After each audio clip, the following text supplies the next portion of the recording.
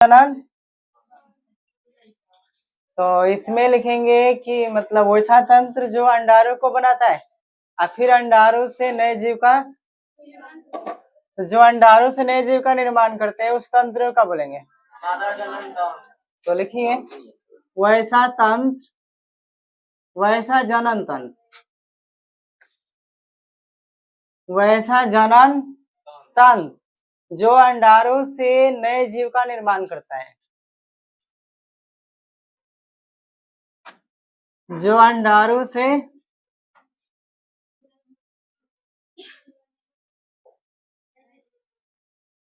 नए जीव के निर्माण करता है, चाहे नए जीव को जन्म देता है। वैसा तंत्र जो अंडाणु से नए जीव को जन्म देता है उसे मादा जनन तंत्र कहा जाता है।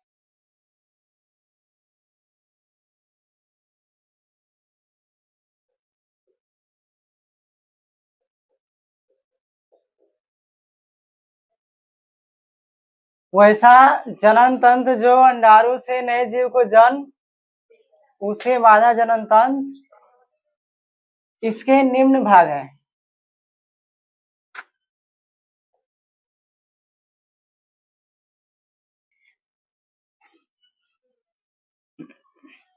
मादा जनन तंत्र के निम्न भाग है।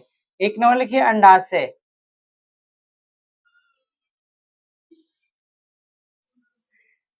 दूसरा अंडवाहिनी,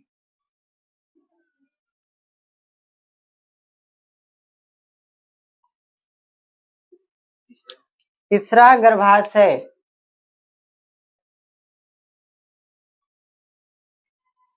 चौथा योनि और पांचवा लिखना है भाग।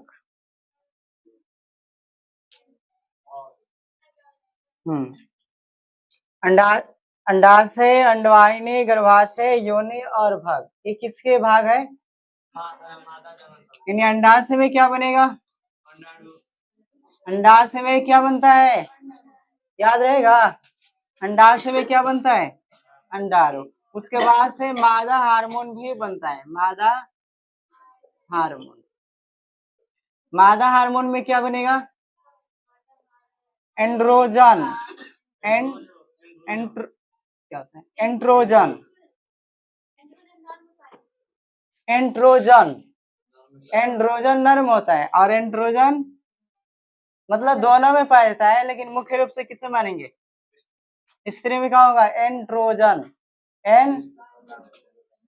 और जो एक और होता है प्रोजेस्ट्रॉन, प्रोजेस्ट्रॉन। तो एंड्रोजन, प्रोजेस्ट्रॉन, अंडाणु, इन तीनों का निर्माण, मतलब ये दोनों हार्मोन है और एक है अंडाणु। इन तीनों का निर्माण कौन करता है? और जो पुरुष में होता है मतलब नर में, उसमें होता है एंड्रोजन।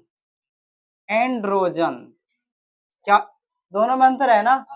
एंड्रोजन यहाँ होता है टेस्टोस्टेरोन, टेस्टेस्टेरोन, अलग अलग है। और यहाँ पर है दोनों नाम सेम ही लग रहा है, एंड्रोजन और क्या है? एंड्रोजन। एंड्रोजन, एंड्रोजन किस में याद रखना है? मतलब एग्जाम में इस पर लगाना है मादा के लिए और इस पर लगाना है किसके लिए? परंतु ये दोनों हार्मोन नर मादा दोनों में पाया जाता है, पाया तो दोनों में, लेकिन एग्जाम में अगर हमें प्रश्न सही करना है तो मादा के लिए क्या होगा और पुरुष में नर में क्या होगा? तो लिख लीजिए अब। उसके बाद अंडाणु तो बन गया, क्या बन गया? फिर वो कहाँ पहुंचेगा? अंडवाहिनी में पहुंचेगा। फिर अंडवाहिनी अंडाणु को कहाँ पहुंचाएगा? गर्भाशय में फिर वो नए जीव बनेगा और गर्भाशय से फिर शरीर से होने के माध्यम से वो जो बनेगा शिशु वो बाहर आ जाएगा। फिर बाहर आ जाएगा तो दुनिया में खेलेगा कूदेगा। ये सब लिखा गया, याद रहेगा। अंडाणु का निर्माण क्या होता है?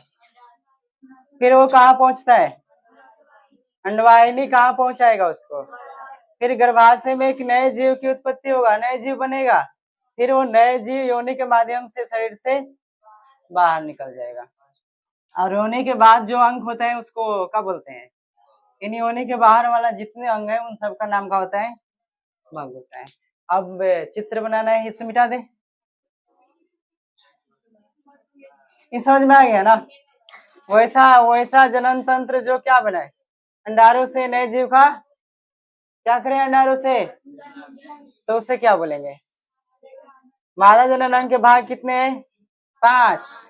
मुख्य रूप से कितने हैं, अंडाशय क्या बनाता है, अंडवाहिनी उसको रखता है, निषेचन करने का जगह देता है, यानी निषेचन की क्रिया कहाँ होती है, फिर जब निषेचन मिल जाएगा, जायगोट बन जाएगा, तो कहाँ जाकर स्थापित हो जाएगा, गर्भाशय में उसको भोजन मिलेगा, जीवन के रूप में बदलने, फिर वह जब बड़ा हो जाएगा, 9 मास से हो जाएगा, तो शरीर से बाहर निकल जाएगा, किसके माध्यम से, और जो अंडाशय है, अंडारों के साथ साथ किस हार्मोन का स्राव करता है, एंड्रोजन और प्रोजेस्टेरॉन।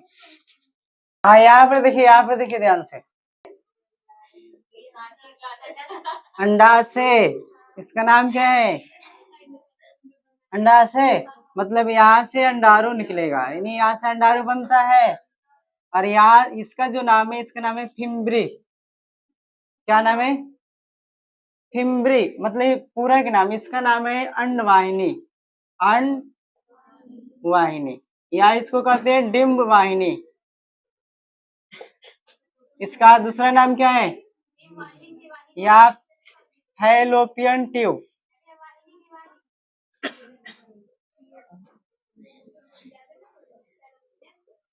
डिम्ब, डिम्ब वाहिनी, डिम्ब वाहिनी, सही तो है, डिम्ब, डिम्ब वाहिनी, अब सही है। इसका पहले नाम क्या है, अंडाशय, यहाँ अंडाशय में क्या बनेगा, अंडारू बनेगा, क्या बनेगा, और मादा हार्मोन भी बनेगा, क्या बनेगा, मादा हार्मोन। अंडाशय तो यहाँ बन जाएगा, क्या बनेगा, अंडाशय बनेगा, फिर इसमें से जब वो अंडाशय परिपक्व हो जाएगा, 12 से 13 दिन में परिपक्व हो जाता है, जैसे ही परिपक्व हो जाएगा, फिम्बरी उसे पकड़ लेगा, यानी अंडवाहिनी या डिम्ब वाहिनी या फैलोपियन ट्यूब की जो अंतिम छोर होता है उसको क्या बोलते हैं, और एक किससे जुड़ा होता है, गर्भाशय से, इसका नाम है गर्भाशय, ये भी लिख लीजिए।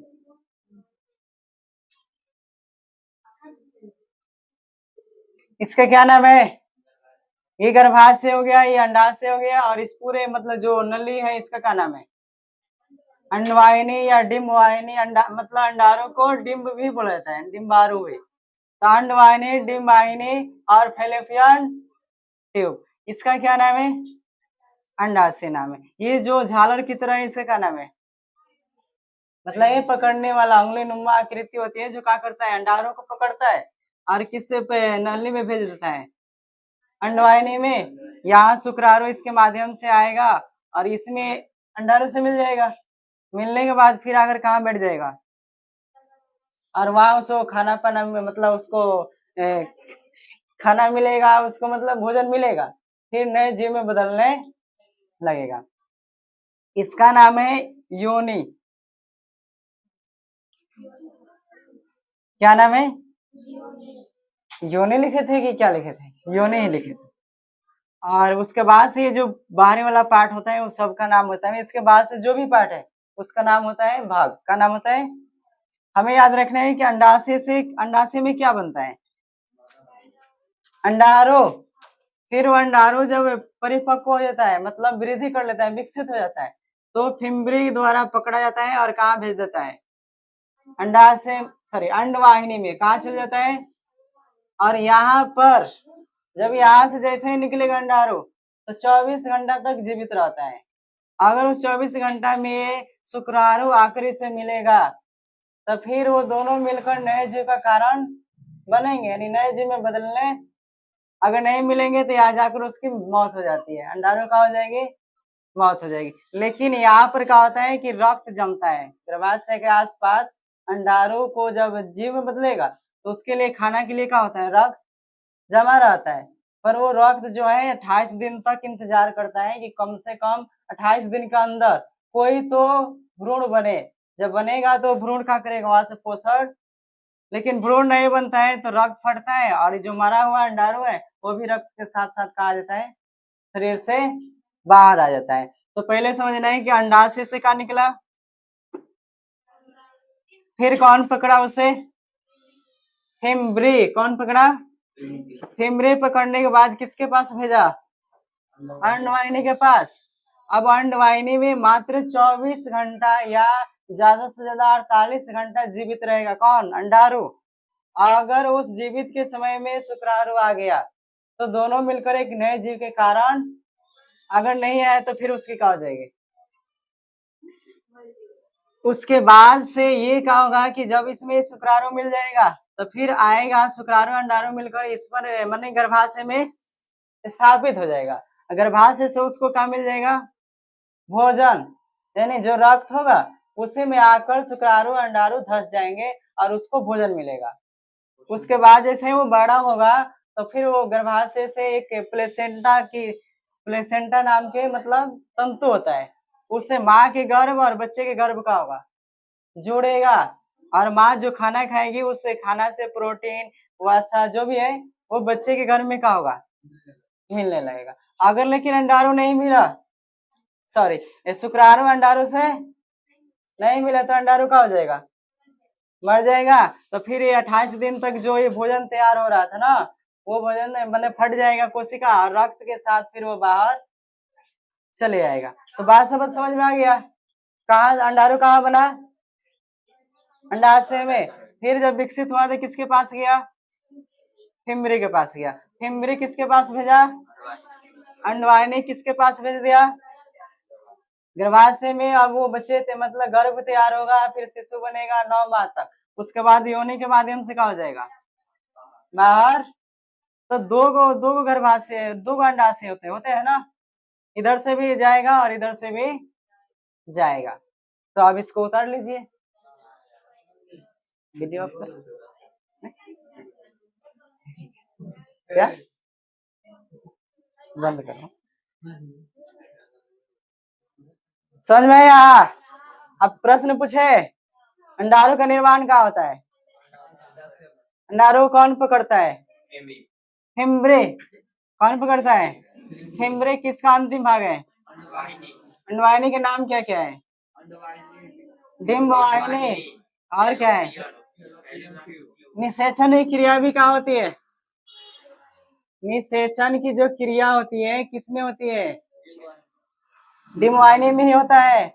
और यहाँ से आकर यहाँ पर नए जीव का निर्माण, मतलब ये अंतिम पड़ाव है जहाँ पर बच्चा को भोजन मिलेगा। फिर यहाँ से जब वो 9 माह के हो जाएगा तो यहाँ से शरीर से बाहर आएगा। बात समझ में आ गया, क्लियर आ गया ना, कटना क्या लिखा है अंडोत, तो अंडाशय से अंडाणु का निकलना, अंडाशय से क्या निकलता है, लिखने भी नहीं है, अंडाशय से अंडाणु निकलता है तो उस क्रिया को क्या बोलते हैं, अंडाशय से क्या निकलता है, तो यहाँ लिखिए अंडाशय से अंडाणु का निकलना, अंडाशय से अंडाणु का निकलना, अंडाशय से अंडाणु का निकलना अंडोत्सर्ग कहलाता है।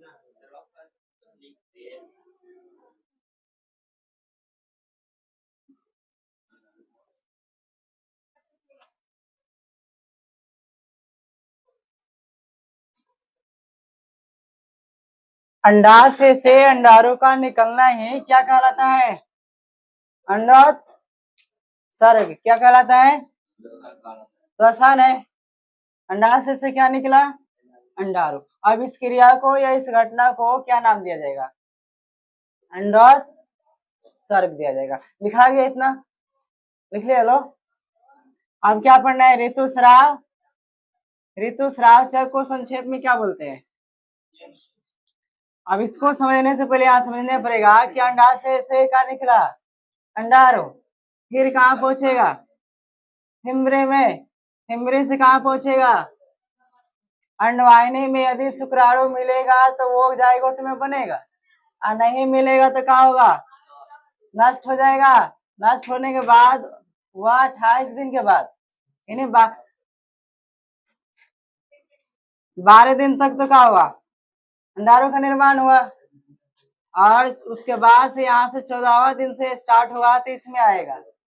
और 28 दिन के बाद जो मरा हुआ का होता है अंडारो, वो शरीर से फिर क्या होता है, रक्त के रूप में बाहर निकलता है। किसके रूप में, तो इस क्रिया को क्या बोलते हैं, ऋतुस्राव। अंडारू का हुआ, अंडारू जब आया किसमें, अंडवाहिनी में, अब वहां पर क्या नहीं मिला, शुक्राणु नहीं मिला, तो अंडारू, फिर अंडारू ज्यादा दिन जीवित नहीं रहता है। ज्यादा से ज्यादा कितना दिन, 24 घंटा या ज्यादा अगर जा सकता है तो कहां तक। अगर जो अंडारू फिमरे में निकला है और उसे शुक्राणु नहीं मिला है, तो ना मिलने के कारण वो अंडारू की क्या हो जाती है, मृत्यु हो जाती है। क्या हो जाती है, लेकिन ये 14 दिन के बाद ही शरीर से क्या होगा, बाहर निकलेगा। तो मैंने कहने का अर्थ है कि अंडारू जब नष्ट हो जाता है तो वह रक्त के रूप में 28वां दिन क्या होता है, 28वां या 29वां दिन शरीर से क्या होता है, रक्त के रूप में। तो अंडारू जब रक्त के रूप में शरीर से बाहर निकलता है तो इस क्रिया को क्या बोलते हैं, इस क्रिया को क्या बोलते हैं,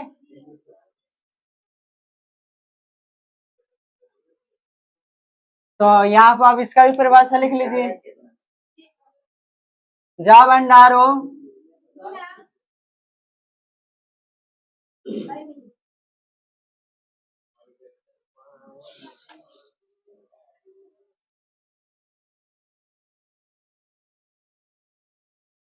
बोले, जब अंडारू शुक्राणु से नहीं मिल पाता है,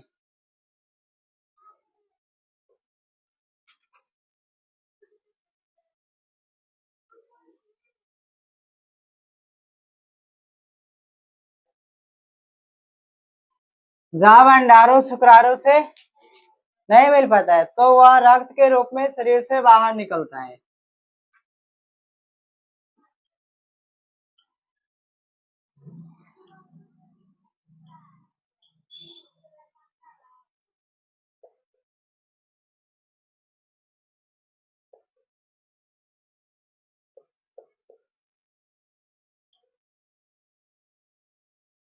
इन्हें अंडारों और शुक्राणु का मिलन नहीं होता है तो वह अंडारों ही रक्त के रूप में शरीर से क्या होगा। और ये घटना क्या कहलाता, मतलब ये चक्र क्या कहलाता है, और ये जो चक्र होता है कितने दिन का होता है, 28 दिन का होता है। यानी 12 दिन बनने में लगता है और 14 दिन तक यहाँ वो रहता है। उसके बाद 2 दिन और, मतलब 14 दिन पूरा ले देकर कितना दिन तक रहता है, 28 दिन के बाद यदि जाइगोट नहीं बना तो सारे अंडारू का हो जाएंगे शरीर में, शरीर से बाहर निकलेंगे किसके रूप में। और ये जो चक्र है हमेशा हर महीना 28 दिन पर का होता है, दोहराते। जैसे मतलब रक्त के रूप में बाहर आया फिर अंडारू बनना शुरू हो गया, फिर 28 दिन के बाद ये स्टार्ट हो जाएगा। यानी कहने का अर्थ है कि जब अंडारू 28 दिन के बाद शरीर से क्या होता है, रक्त के रूप में, तो इस क्रिया को क्या बोलते हैं। और ये क्रिया कितने दिन पर दोहराती है, कितने दिन पर, 28 दिन पर। तो ये जो मतलब मादा होती है, कौन होती है, मादा में 10 से 13 वर्ष की उम्र में, मादा में 10 से 13 वर्ष के, सुनाई दे रहा है, मादा जो होती है उसमें 10 से 13 वर्ष की उम्र में क्या शुरू हो जाता है, अंडारों का बनना। और जब पहली बार जब ये चक्र शुरू होता है तो उसका नाम होता है मीनार। मादा के शरीर में ऋतुस्राव चक्र जब पहली बार होता है तो पहले ऋतुस्राव चक्र को क्या बोलते हैं, मीनार। और जब वो 50 वर्ष की हो जाती है तो जब अंतिम बार चक्र होता है उसको बोलते हैं मीनोपॉज। क्या बोला जाता है? यानी 10 से 12 वर्ष की उम्र में कोई भी मादा है, अगर उसमें ऋतुस्राव चक्र हो रहा है, यानी अंडाणु बनना शुरू हुआ, तो जब बनेगा उस दिन से लेकर 28वां दिन तक क्या हो जाएगा, वो खत्म हो जाएगा, तो फिर शरीर से बाहर। और ये घटना क्या कहलाती है? अब जब पहली बार जीवन में पहली बार जो ये घटना हो रही है, उसका नाम क्या होता है? अब 50 वर्ष की एज तक जाते जाते अंतिम बार, जो आखिरी बार ऋतुस्राव चक्र होता है, उसको क्या बोलते हैं? मीनो। पहली बार होने वाले ऋतुस्राव चक्र को, अंतिम बार होने वाले ऋतुस्राव चक्र को मीनो। ऋतुस्राव चक्र में क्या होता है? 28 दिन। ऋतुस्राव चक्र कितने दिन का होता है? यानी इसमें अंडाणु बनता है, फिर अंडाणु मरता है, फिर शरीर से बाहर आता है। पहली बार होने वाले को क्या बोलते हैं? जो अंतिम बार ऋतुस्राव चक्र होता है, उसे क्या बोलते हैं? इसी को मेंस्ट्रुएशन साइकिल यानी एमसी के नाम से जाना जाता है। अब ऋतुस्राव चक्र के एक और भी नाम होता है मासिक धर्म। क्या नाम होता है? मासिक धर्म या मासिक चक्र। और भी नाम होता है रजोस्राव चक्र, रजोस्राव चक्र, आतर्व चक्र, अथर्व। ऋतुस्राव चक्र का नाम कितना है? ऋतुस्राव चक्र पहला हो गया, दूसरा नाम क्या है? तीसरा नाम क्या है? रजोस्राव। चौथा नाम क्या है? तो एग्जाम में कोई भी नाम आ सकता है। आतर्व चक्र से आप क्या समझते हैं? या रजोस्राव चक्र से आप, या मासिक धर्म से आप? 4 गो नाम है, सारे नाम को याद करना पड़ेगा। अब थोड़ा सा इसके बारे में मैं बता दे रहा हूँ, जो समाज में अपवाद चलता है। अंडाणु तो बना, फिर मर गया तो कहा गया? शरीर से। अब इसको लेकर समाज में कहा जाता है कि लड़कियां अछूत हो गई, उसको खाना नहीं छूना चाहिए इस पीरियड में, उसको अचार नहीं छूना चाहिए, मंदिर नहीं जाना चाहिए, सारे नियम होता है। तो जो मासिक धर्म आता है, उसमें से वास्तव में निकल कर है अंडाणु ही शरीर का एक भाग है, उसमें कोई बुराई नहीं है, क्योंकि प्रकृति माँ ने ऐसा दिया ही है, तो फिर उसमें कोई बुराई। हाँ, इसमें क्या होता है कि पीड़ा होता है। पीड़ा होने के कारण किस चक्र में? ऋतुस्राव चक्र में जब रक्त से बाहर आता है तो पीड़ा होती है। पीड़ा होने के कारण छूट दी जाती है कि ज्यादा पीड़ा है तो काम नहीं करना। जब शरीर ही का है मुसीबत में, तो उस समय इंसान को आराम करना चाहिए। पर जो इंसान पढ़ा लिखा नहीं है, चाहे जो जानता नहीं है, जीवन को समझता नहीं है, वह इसको क्या समझता है? अशुद्ध समझता है, और फिर कहता है मंदिर ना जाओ। मंदिर जाना चाहिए, लेकिन अपन ध्यान रखना चाहिए कि हम मतलब सही से रहे, कम से कम पीड़ा में ना। अगर आप सक्षम है कि इस चक्र के समय काम करने में, तो काम कर सकते हैं। मंदिर जाने में सक्षम है तो जा सकते हैं। पूजा पाठ करने में, जो भी कुछ करने में अगर सक्षम है, शरीर कह रहा है कि मैं सारे काम कर सकता हूँ, तो आप कर सकते हैं आराम से, इसमें कोई बुराई। क्योंकि इसी अंडाणु से हमारा जन्म होता है, और हम पवित्र है, और ये मरा तो अपवित्र, ये कैसे संभव है? बिल्कुल गलत बात है। जब ये अंडाणु ही का बनता है इंसान, इंसान को क्या माना जाता है? पवित्र।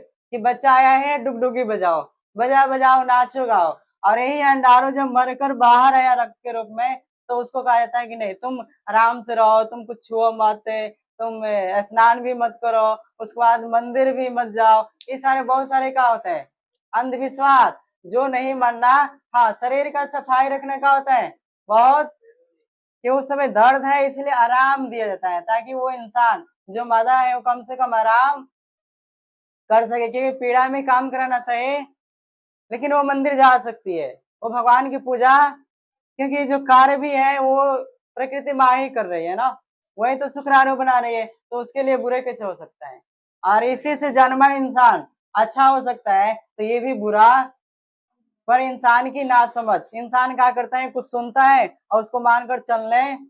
हर चीज का प्रयोग करना चाहिए, जानना चाहिए कि आखिर इसमें बुराई क्या है, अच्छाई क्या है, इसे होने ना करने से, करने से क्या होगा, तब जाकर उसे मानना। तो इसीलिए ऋतुस्राव चक्र ना बुरा है और ना ही अपने आप में अच्छा है, बस एक चक्र है जो होता है। और इस चक्र को लेकर कोई भी गलत फहमी नहीं होना चाहिए, क्योंकि ये चक्र है, चलेगा। जब जन्म ले चुके हैं तो कई वर्ष तक चलेगा, 50 वर्ष तक। और जो पुरुष होते हैं उसमें भी शुक्राणु कितने कब शुरू होता है? 13 या 12 वर्ष में क्या हो जाता है? जो शुक्राणु होता है पुरुष में वो कितने वर्ष में शुरू हो जाता है? 12 या 13 वर्ष में। और पुरुष में शुक्राणु जीवन भर बनता है और स्त्री में जीवन भर बनता। तो ये भी ध्यान रखना है और आज से याद रखना है कि हमें ऋतुस्राव चक्र आए तो ना मुझे शर्म की जरूरत नहीं है। ये ना अच्छा अपने आप में बुरा होता है, नहीं अपने आप में अच्छा, बस एक चक्र है, एक घटना है जो चल रहा है और इसको लेकर हमें किसी प्रकार के अंधविश्वास में फंसना नहीं चाहिए। बस हुआ तो हुआ, शर्म किस बात की, किसी बात की शर्म? हाँ, ज्यादा दिन रह गया, 2 से 8 दिन, 8 दिन से अगर ज्यादा दिन हो रहा है तब उस स्थिति में डॉक्टर से सलाह लेना, चाहे घर के जो मतलब जाने मतलब कि बता सकते हैं, सही से कह सकते हैं, उनसे भी सलाह लेना। इसमें मतलब ये शर्म नहीं करना चाहिए कि मुझे क्या हो रहा है तो हो रहा है, क्योंकि जीवन का क्या है, एक चक्र है। तो समझ में आ गया? आज के बाद से अगर इस श्राव चक्र में भी मंदिर जाना हो तो जा सकते हो, उसमें कोई बुराई। हाँ, अपने आप को ध्यान रखना चाहिए कि मेरा शरीर सक्षम है कि नहीं, उस समय मन लग रहा है कि नहीं पूजा में, नहीं तो दर्द से पूजा में मन ना लगे तो मंदिर जाने से दर्द है पर समझ नहीं पा रहा हूँ अपने आप को, तो फिर मंदिर जाने से कोई फायदा। तो दर्द में इसीलिए रोका जाता है कि तुम कुछ मत करो, क्योंकि जो करेगा उसमें मन, शरीर तो तड़प रहा है किससे, और तुम चाहते हो कुछ करो उसमें मन लगेगा। इसलिए कहा जाता है आराम करो। जब भी शरीर को मुसीबत आती है तो उसमें शरीर को क्या करना चाहिए? आराम करना।